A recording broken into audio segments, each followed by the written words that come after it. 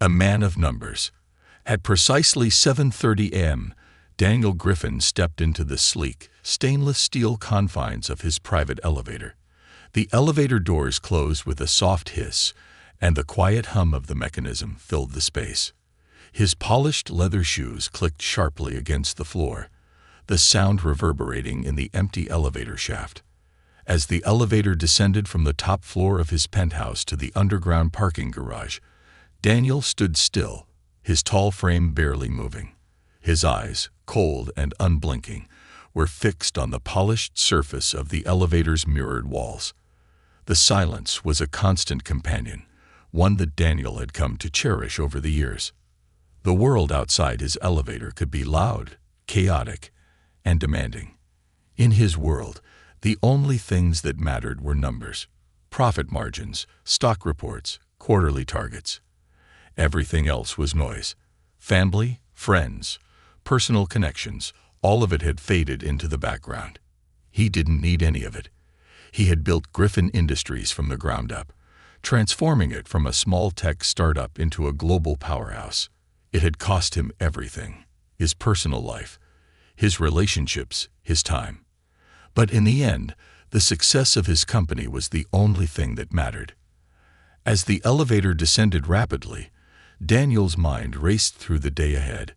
He had a meeting with the board of directors, a charity event to discuss, one that his assistant had already overrun with her incessant emails, and several calls with international investors to make. Everything was scheduled down to the minute, and Daniel thrived on that level of precision.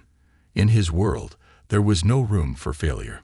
The elevator finally reached the bottom, and Daniel stepped out into the underground garage. His black sports car, a sleek Maserati with custom modifications, awaited him. He didn't even glance at it as he walked to the car. His focus remained firmly on the work ahead. The world outside his vehicle was a blur, a haze of streetlights and passing buildings. Daniel was immune to the distractions of city life. His mind was consumed with work, and everything else was peripheral. His driver, a quiet man named Jacob, opened the door of the car without a word, and Daniel slid into the plush leather seat. The car pulled away smoothly, gliding through the streets with precision. Daniel's gaze remained fixed on the road ahead, his thoughts turning back to the upcoming board meeting. He had already made up his mind about the key issues. There would be no room for negotiation, no compromises. Griffin Industries was his domain, and he had every intention of keeping it that way. As the car made its way through the city, Daniel's mind wandered briefly to his childhood. He had grown up in a modest home, the son of 2 schoolteachers. His parents had always stressed the importance of education, hard work, and perseverance. But even as a child, Daniel had known that he wanted more. He wanted power, success, control, and he had worked tirelessly to achieve it. The years had passed, and Daniel had become a man of steel, driven, focused, and uncompromising. But as the car approached the towering glass building that housed Griffin Industries, a strange sense of emptiness gnawed at him. He had everything anyone could want: money, status, respect. Yet there was a void inside him, a feeling he couldn't quite place. It was a discomfort, a quiet whisper that tugged at the edges of his mind. He brushed it aside.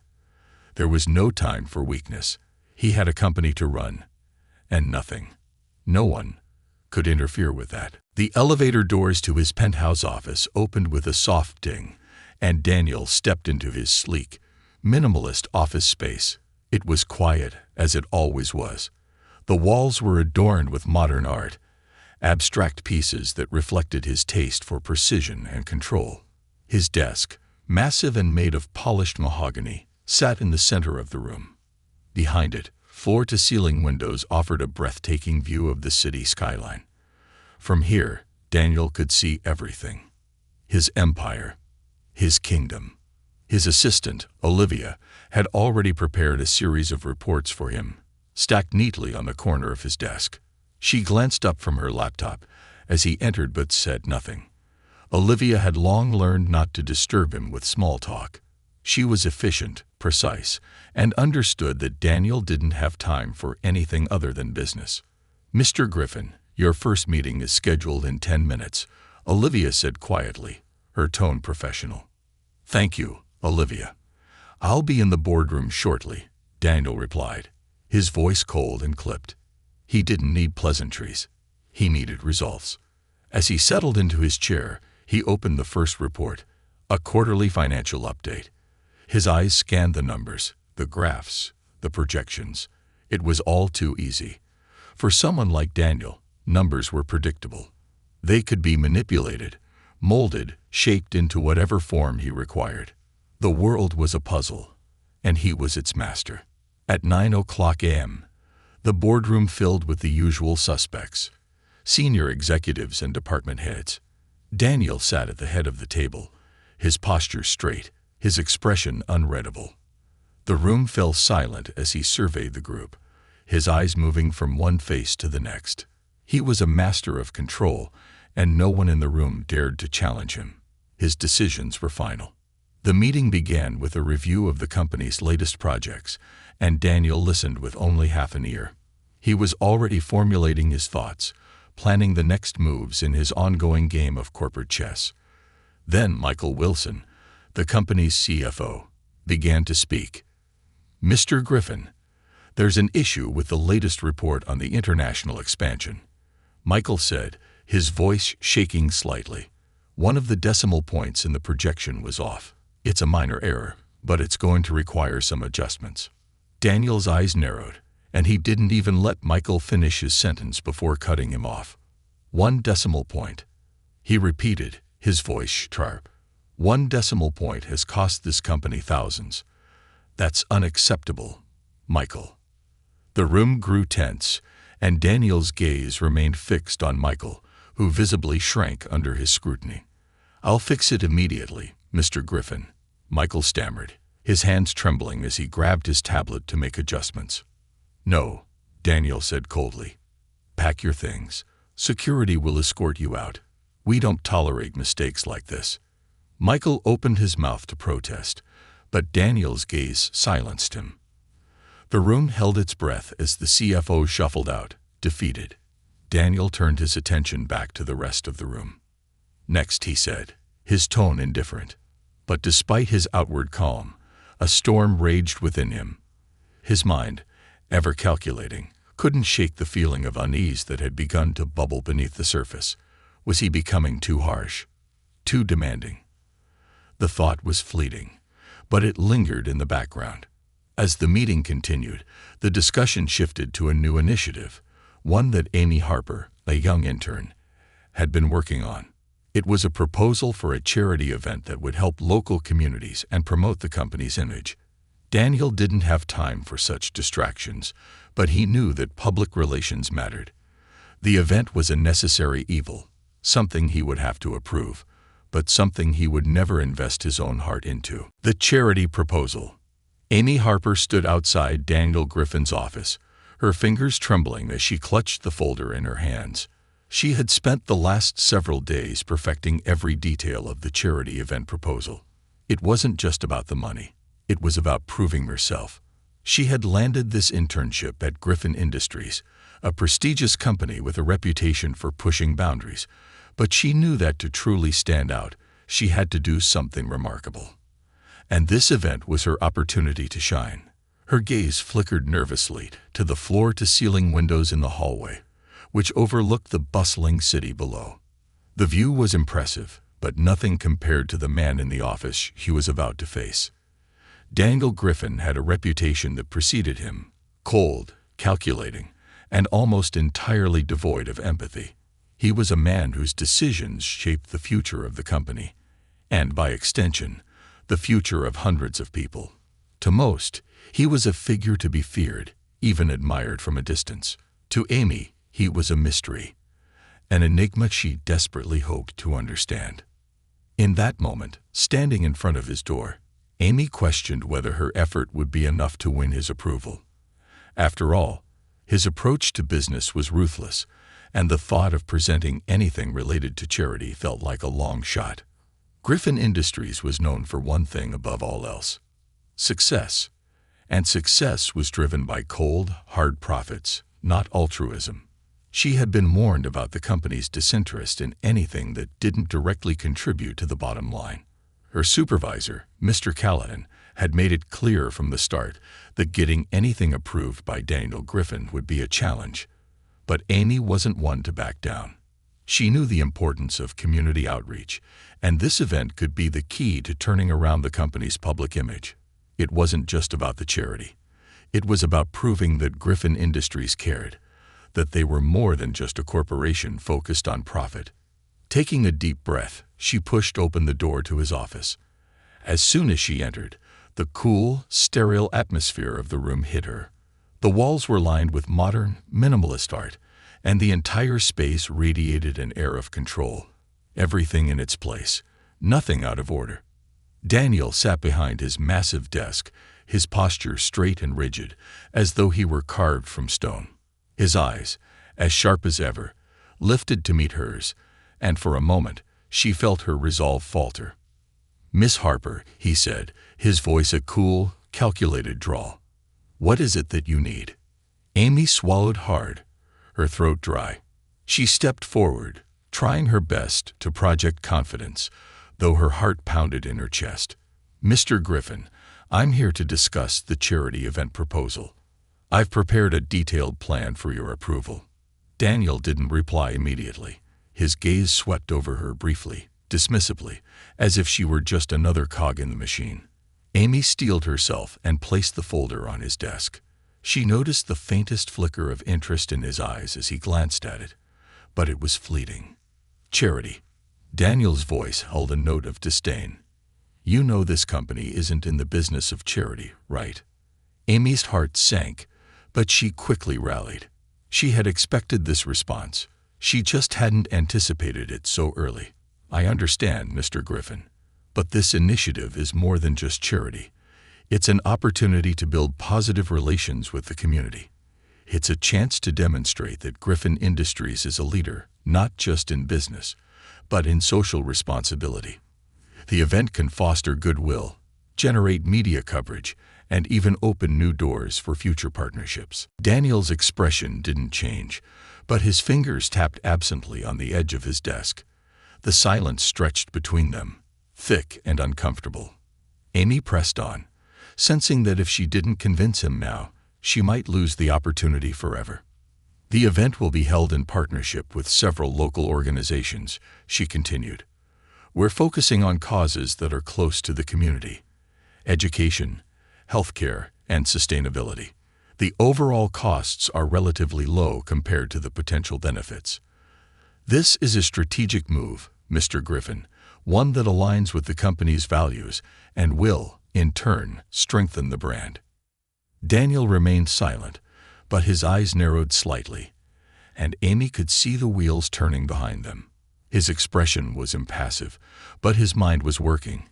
He didn't dismiss ideas without considering them, even if he appeared uninterested. Amy knew she had to hit him with the facts, with the logic that appealed to him the most: results. Cold, hard, measurable results. Think of the media coverage, the positive press. Think of how this could affect our stock price long term if we position ourselves as a socially conscious company. We're already well known in the tech industry, but with the right approach, this event can help us gain traction in new markets," Amy said, her voice firm, steady. Daniel's lips curled into a slight smirk, but it wasn't a warm one. "You really think this will change anything, Miss Harper? A few pictures with kids, some feel-good speeches, and a ribbon cutting. Is that what you're selling?" Amy felt a knot tighten in her stomach, but she refused to back down. "I think it's a start. Sometimes it takes small steps to create a bigger impact. This isn't about a quick fix. It's about building something that lasts, that has a ripple effect. We're not just looking at immediate returns, but long-term brand loyalty. This is about cultivating a reputation that matters." She could see the tiniest flicker of something in his eyes, a momentary hesitation, a crack in the wall he had so carefully built around himself. It was brief, but it was there.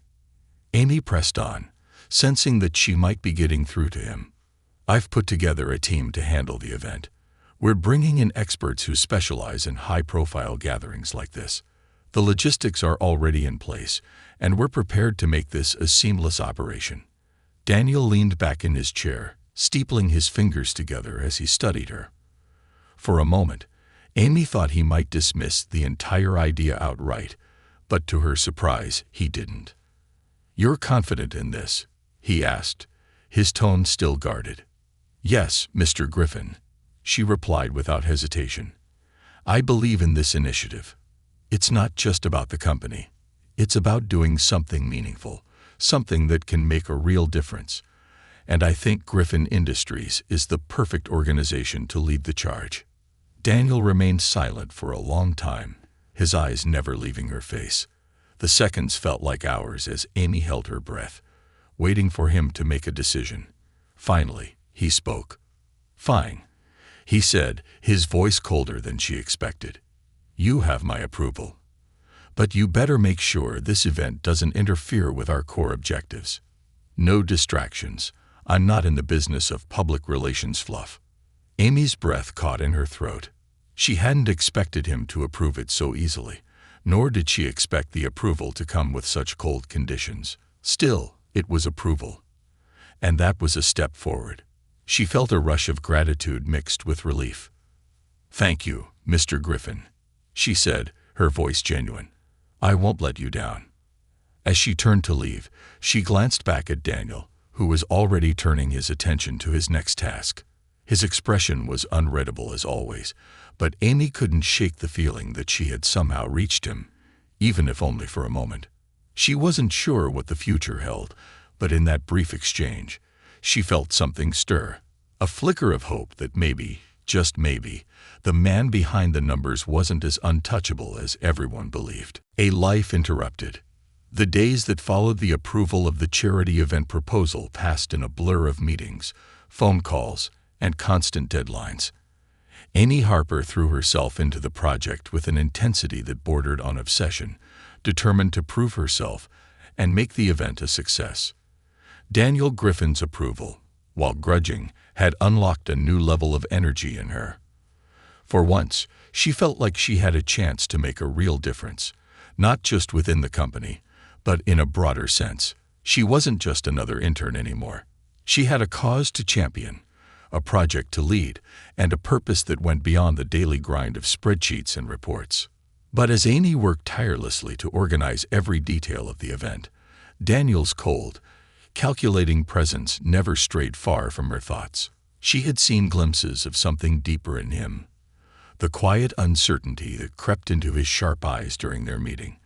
But it was fleeting, vanishing as quickly as it had appeared. She couldn't help but wonder what drove him, what made him the man he was. Was he always this distant, this unapproachable? Was he born with that steely resolve, or had something in his past shaped him into the figure he had become? Daniel Griffin, for his part, continued to operate as he always had, with ruthless efficiency. He met with his executives, reviewed quarterly reports, and made decisions that affected the entire company with little more than a flick of his wrist. To the world, he was a business mogul, one of the most powerful men in the city. But in the quiet moments, when he was alone in his office or in the solitude of his penthouse, the weight of his success seemed to press down on him harder than any responsibility or expectation ever could. It was in those rare, quiet moments that the cracks in his armor appeared, those brief flashes of vulnerability that he would never show to anyone else. Amy didn't know it, but she was beginning to see more of those cracks, however imperceptible they might be. The charity event was a success, far beyond anyone's expectations. Media outlets covered it extensively, and the positive press was exactly what Griffin Industries needed to bolster its image. Amy's name was mentioned in every article, her face was seen next to Daniel's in photos, and for the first time, she felt a sense of pride in her work. It wasn't just that the event had succeeded. It was that she had made it happen. She had proven herself. But as the event wound down and the post-event press continued to roll in, a new opportunity presented itself, an unexpected complication that would challenge everything Amy had worked for. Late one evening, long after the event had concluded and the buzz of success had begun to fade, Amy was in her office, reviewing final reports on the charity's impact. She had become so engrossed in her work that she hadn't noticed the time slipping away. It wasn't until she heard a knock on her office door that she looked up. "Miss Harper, you're needed in Mr. Griffin's office," Olivia, the ever-efficient assistant, said, her tone neutral, but with an undercurrent of urgency. Amy blinked in surprise. "Now?" she asked, glancing at the clock. It was nearly 8:00 p.m., well past office hours. Olivia nodded. "Yes, Mr. Griffin specifically requested you." Amy's heart raced. She had no idea what this could be about. There was no more charity event to discuss, no more press conferences scheduled. At least, not that she knew of. It must have been something urgent. She quickly grabbed her files, stood up from her desk, and followed Olivia through the maze of empty hallways toward Daniel's office. When they arrived, Olivia opened the door without knocking, and Amy stepped inside. Daniel Griffin was standing by the window, his back to her as he gazed out over the city. The faint light from the setting sun bathed the room in a warm golden glow, making his usually cold presence seem almost human for a moment. He didn't turn to acknowledge her arrival, but Amy could sense the tension in the air. "Miss Harper," Daniel said, his voice low but firm, still facing the window. "I need your help." The words caught Amy off guard. Help? Daniel Griffin asking for help. The idea seemed absurd. He was a man who thrived on control, who preferred to manage every aspect of his life with ruthless precision. Asking for help wasn't something he did. "I'm listening, Mr. Griffin," Amy replied, keeping her voice steady despite her surprise. Daniel turned slowly, his eyes locking with hers. There was something in his gaze. A hardness, yes, but also something more. It was as though he were weighing her, testing her, trying to gauge whether she was someone he could rely on. It was a look she had never seen before, and it made her pulse quicken. "I'm sure you've heard the rumors," he said, his voice carrying a hint of bitterness. "About my personal life. About my family." Amy nodded cautiously. She had heard whispers, of course. Gossip was inevitable when you were in the public eye, and Daniel Griffin was no exception. But she had never paid much attention to it. She knew better than to believe everything she heard. "I've avoided addressing it for a long time," Daniel continued, his voice tinged with something that Amy couldn't quite place. "But it's becoming impossible to ignore. And now, it's starting to affect the company." Amy tilted her head slightly, unsure of where this conversation was headed. "How so, Mr. Griffin?" "My father," Daniel began, his words coming slowly, as if he had to force them out. He's ill, very ill, and I've been doing everything in my power to manage the situation without it affecting my work. But lately, the stress is becoming unbearable." Amy didn't know what to say. She had never seen Daniel show any signs of personal vulnerability, much less admit to something like this. But as she watched him, she could see it, the rawness behind the stoic facade, the exhaustion in his eyes. "My family is a mess, Miss Harper. My father's condition is worsening, and my mother, well, she's not in much better shape. They rely on me, but I can't seem to make anything right. I've spent so many years building this company, focusing on work, that I've neglected everything else. And now, everything is falling apart," he admitted, his voice breaking slightly on the last words. Amy's heart went out to him in that moment. The powerful, unyielding man who had always seemed untouchable was, in fact, a man struggling with a burden too heavy to carry alone. For a brief second, she saw him not as the cold businessman, but as a son, someone trying to do the impossible. "I don't know what you want me to do, Mr. Griffin," she said softly. "But I'm here. You don't have to carry this burden alone." Daniel met her gaze, his expression unreadable. "I need help managing things. I need someone who can handle certain aspects of the business while I deal with my family's situation. I can't afford to fall apart. Not now. I've worked too hard for this. Amy's mind raced. She had never imagined being in a position like this, especially not with someone as powerful and guarded as Daniel. But she knew this was an opportunity to show him that she was more than just a junior executive. She was capable. She could be trusted. I can help, Amy said, her voice steady and sincere. I'll take on whatever you need. You don't have to do this alone. Daniel studied her for a long moment, as if considering her offer. Then, to her surprise, he nodded. All right, he said, his voice quieter now. I'm trusting you with this. Don't make me regret it. In that instant, something shifted between them. It wasn't just a professional relationship anymore. It was something more, something complicated. Amy wasn't just helping him with his work. She was becoming a part of his life, in ways she hadn't expected. And as she stood there, looking at the man who had always seemed untouchable, she realized that this was only the beginning of a much larger journey, a tenuous connection. The following weeks were a whirlwind of activity. Amy Harper found herself working late into the night, managing not only her usual responsibilities, but also stepping in to help Daniel Griffin with his increasingly erratic schedule. It was a delicate balance, trying to maintain her own reputation within the company, while also providing support to a man who, despite his reputation for cold detachment, was clearly unraveling under the weight of his personal crisis. Daniel had become a fixture in her mind. His stoic presence, his calculated decisions, his brief flashes of vulnerability that she could now see more clearly. There were days when he seemed unreachable, lost in the labyrinth of his responsibilities and family problems. Yet, there were other days, rare moments, when he allowed his guard to slip just a little.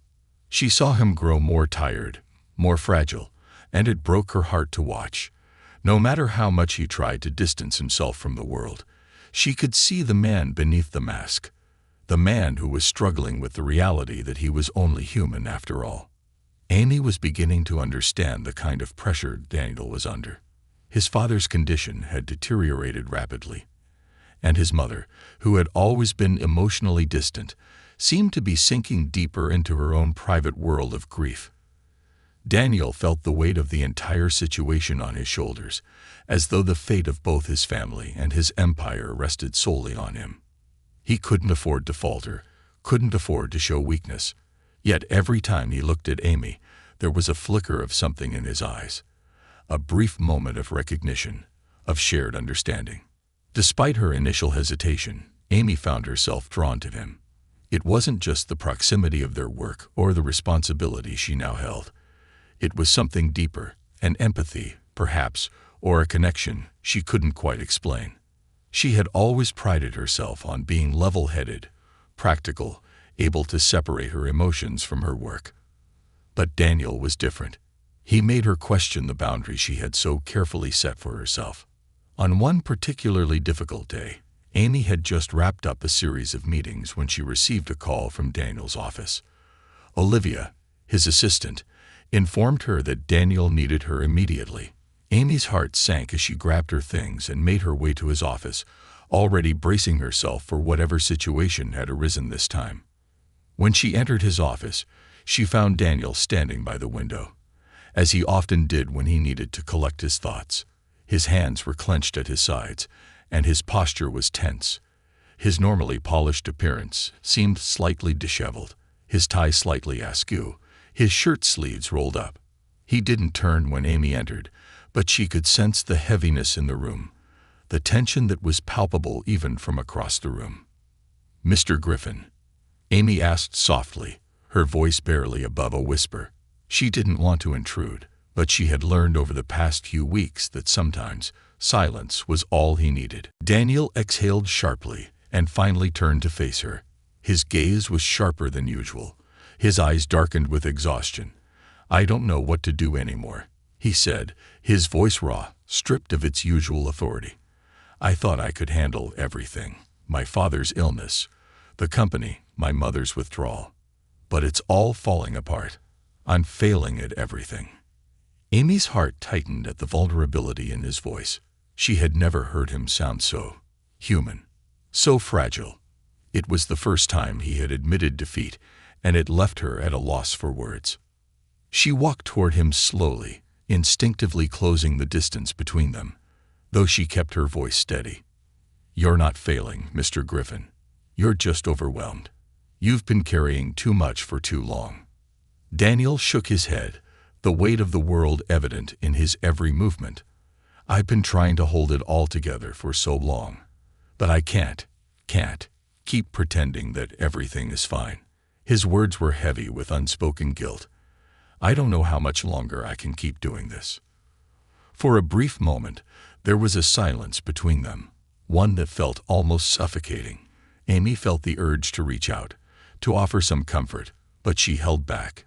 She wasn't sure what he needed from her, and she didn't want to overstep.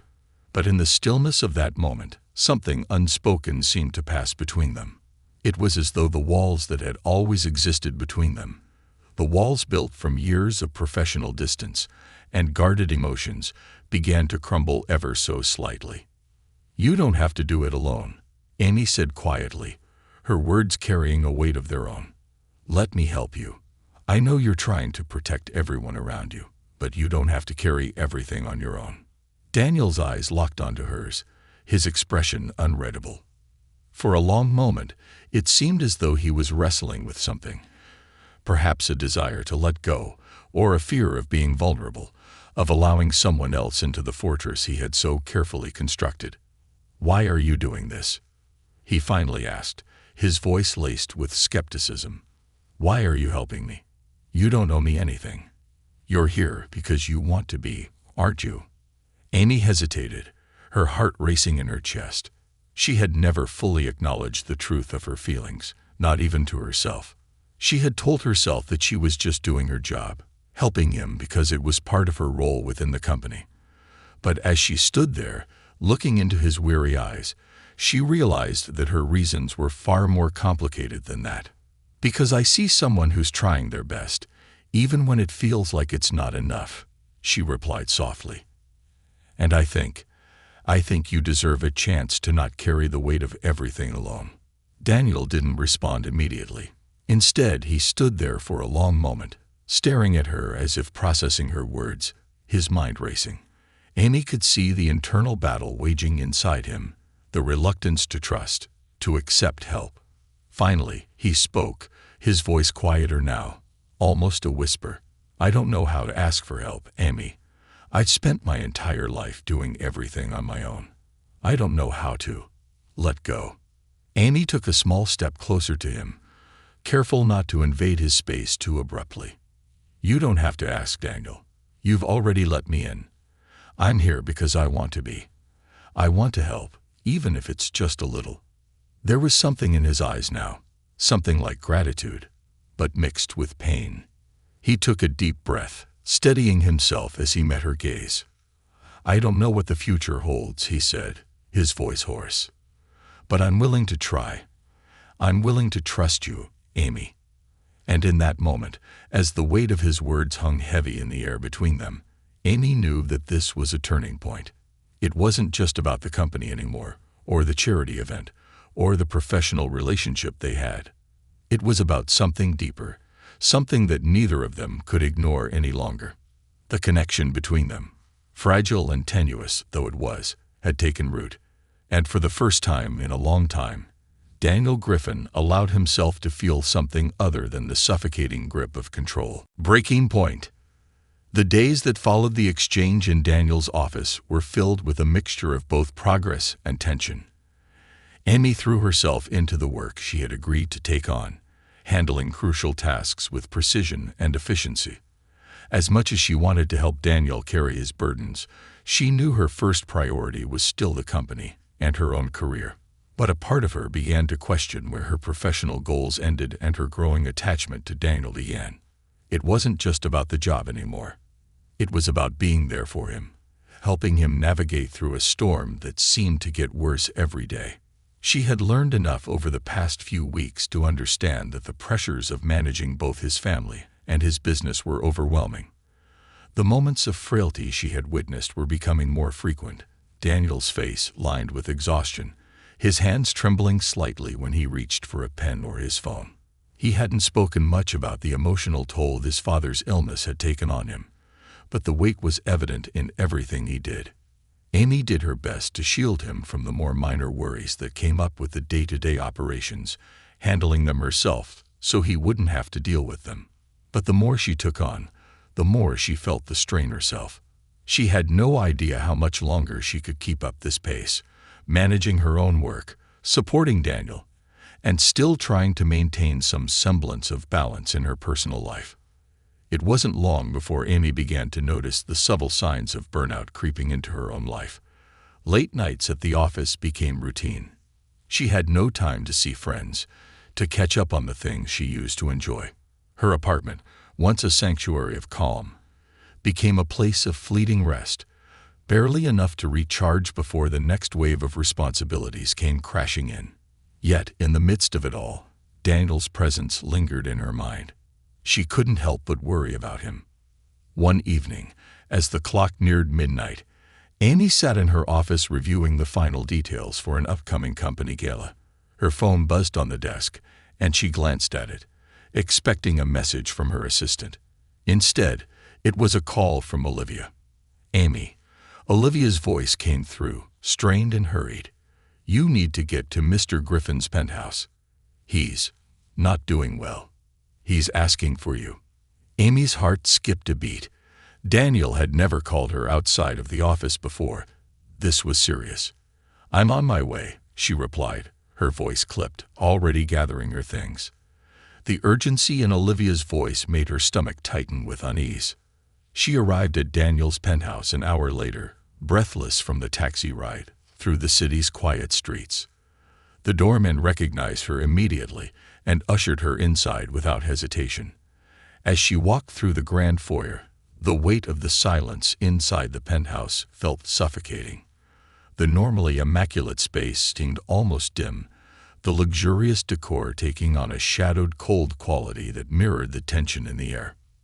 "Mr. Griffin," Amy called out, her voice echoing softly in the vast room. She found him in his study, slumped in his leather chair, his face pale and drawn, his usually immaculate suit disheveled. His eyes, when they met hers, were filled with a deep sadness that she hadn't seen before.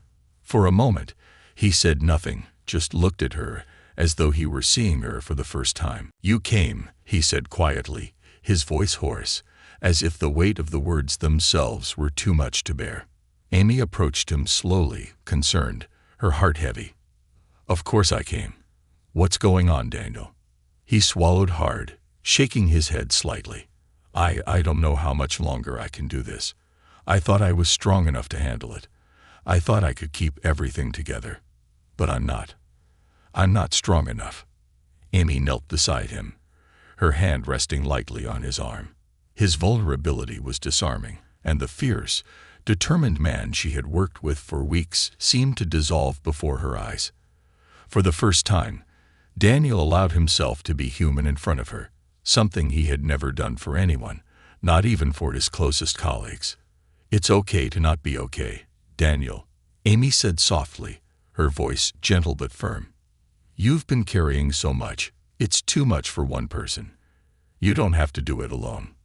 He exhaled shakily, a long breath that seemed to release the tension he had been holding in for so long.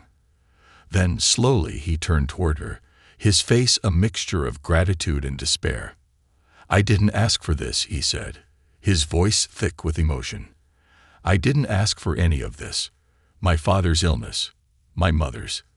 It's all a mess, and now it's threatening everything I've worked for. I'm losing control of everything." Amy felt the surge of empathy rush through her again, and she found herself leaning in closer, not in a professional capacity, but as a person who genuinely cared. She didn't know how to fix the situation. She didn't have the answers. But in that moment, all she knew was that she couldn't leave him alone. "Maybe you don't have to fix it all on your own," Amy said, her voice steady, but full of warmth. "I'm here. I'm not going anywhere, Daniel. You don't have to keep pretending to be perfect. You don't have to carry this by yourself." For a long time, Daniel didn't speak. His gaze held hers, raw and vulnerable. Amy could see the weight in his eyes. The years of responsibility, the unresolved grief, and the pressure he had been living under. She could also see something else, something she hadn't quite expected. There was trust there now, trust in her. And maybe, just maybe, there was something more. Finally, Daniel broke the silence, his voice quieter than before. I don't know what I'm doing, Amy. But I do know this. I can't keep going like this. I need help, and I need someone who won't give up on me. Amy gave him a soft smile, squeezing his arm gently. You have me. I'm not going anywhere. We'll figure this out together. At that moment, there was no more distance between them. The walls that had once defined their relationship had crumbled, and all that remained was two people, raw, vulnerable, and undeniably human. It was a turning point for both of them. For Daniel, it was the realization that he didn't have to do everything alone. And for Amy, it was the quiet acceptance that she was no longer just a colleague in his life. She had become something more, someone he could rely on, someone he trusted with the weight of his world. The night stretched on, but neither of them said anything more. They simply sat together in the stillness, finding comfort in the presence of the other, knowing that whatever came next, they would face it side by side. A new beginning. The days following that night at Daniel's penthouse felt like a fragile truce, a soft sigh of relief amidst the chaos. Though the weight of his family's situation still pressed down on him, Daniel had begun to let down the walls he had so carefully constructed around his life. He started showing up to meetings with a slightly less tense posture, a flicker of gratitude behind his piercing blue eyes when Amy spoke up or offered assistance. He wasn't completely out of the woods yet, but for the first time in a long time, he wasn't bearing the burden alone. Amy, for her part, felt a quiet shift within herself as well. She found herself looking at Daniel differently, not just as the distant, sometimes cold CEO, but as a man struggling to keep everything from unraveling. Her concern for him had morphed into something deeper, something that seemed to pulse in the quiet moments they shared. Every glance, every brief conversation seemed to carry the weight of unspoken emotions, emotions she wasn't entirely ready to face yet. Despite their growing connection, both knew there was a fine line they had to walk. The boundaries of professional life and personal feelings weren't always clear. Amy had always been careful with her emotions, keeping them neatly tucked away behind the walls of her professional demeanor. She had always kept herself at a distance, never allowing herself to get too close to anyone, until now. One afternoon, as Amy was working late in her office, she received a message from Olivia that Daniel needed her again. His voice on the phone was unusually strained, and Amy could hear the exhaustion in his tone. I need you here, Amy, Daniel said quietly. There's something I need to discuss. The urgency in his voice was enough to make her drop everything. She gathered her things quickly and made her way to his office, her heart racing in anticipation. Something had shifted in Daniel over the past few days. She could feel it, an energy in the air when he walked into a room, a vulnerability in his eyes that he didn't try to hide anymore. But there was something else too, a deep-rooted fear. When Amy arrived at his office, she was surprised to find him standing near the window again, his hands gripping the back of a chair. His shoulders were hunched, and his brow furrowed in concentration, as though he was wrestling with a difficult decision. Mr. Griffin, she asked gently, her voice soft as she stepped into the room. He turned to her slowly, his face tired but determined. His lips were set in a thin line, and for a moment, he seemed lost in thought. I'm sorry to drag you away from your work, he said, the apology in his tone genuine. I don't know who else I can turn to. Amy frowned slightly, moving closer to him. You don't have to apologize, Daniel. What's going on? He exhaled slowly, shaking his head as if trying to clear his thoughts. It's my father. The doctors say there's nothing more they can do. He's slipping away. And my mother. He trailed off, his voice breaking as the emotions he had been trying to hold at bay surged to the surface. Amy's heart ached as she saw the pain in his eyes. Despite all his success, all the money and power he had amassed, it was the simple, painful truths of life that seemed to strip him bare. "Daniel, I'm so sorry," she said quietly, her voice full of empathy. "I can't even imagine how hard this must be for you." He looked at her then, his gaze unwavering. "I spent my whole life trying to build something that could last. But none of it matters when it comes to this. None of it matters when the people you love are slipping through your fingers." Amy stepped closer, her presence comforting yet powerful. She didn't know what words would ease the pain he was carrying, but she knew one thing. She wasn't going to let him face this alone. Not again. "I'm here, Daniel," she said softly. "Whatever you need, whether it's help with the business or just someone to talk to, I'm here." For the first time since she had met him, Daniel let out a long, shaky breath and allowed himself to release the tension he had been holding for so long. He closed his eyes for a moment, and when he opened them again, something had shifted.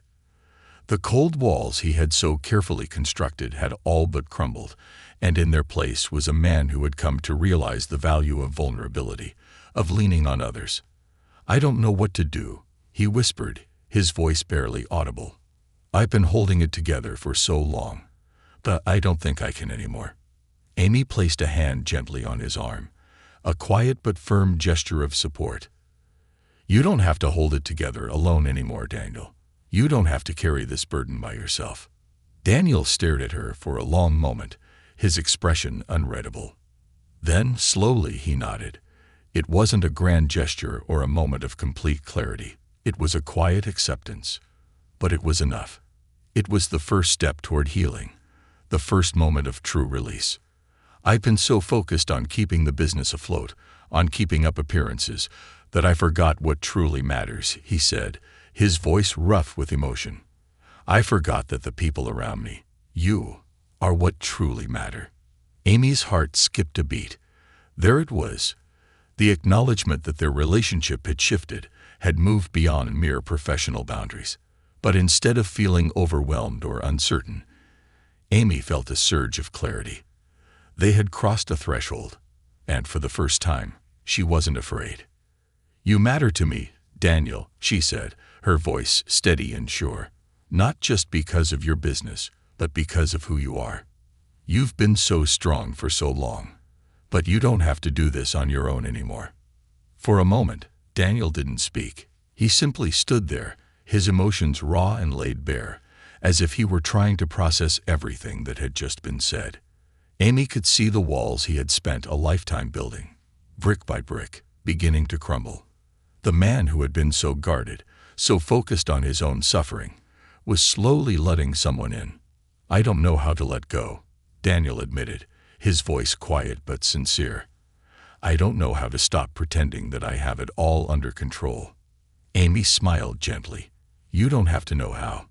You just have to trust that it's okay not to have all the answers. It's okay to lean on someone else. You've done enough."